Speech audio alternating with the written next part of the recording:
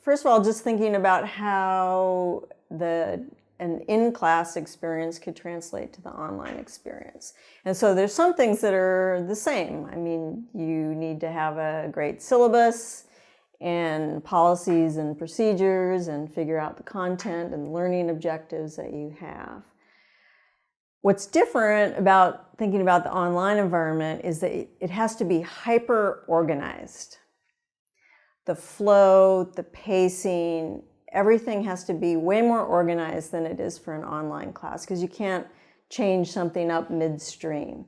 So it has to be all thought about from start to finish. The other thing I thought about is the courses I do tend to be really active in the classroom. I have group activities and discussions, and so I had to think about how can I translate that to somebody sitting at a computer. And it occurred to me that one of the ways to do that would be to think about the broader context that person is in. So I have a lot of activities in the class, but a lot of those activities require the student to go out into their neighborhood, their community, talk to people at work. I conceptualize my online classroom not on a computer screen, but in a much broader context.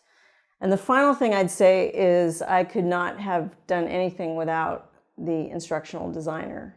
That was a really important aspect of translating just creating an online course. Because it's not just the content. Online courses are very instruction oriented, and the instructional designer first of all, I could think of anything I wanted to do, and the sky was the limit. And my instructional designer had to figure out how to do it. And the other important thing is, so I didn't have to worry about the technology, but the other important thing is that the instructions are so important for students to have really clear instructions all the way through. And I wouldn't have thought of all the different places and points where they needed those. So having a great instructional designer was really helpful.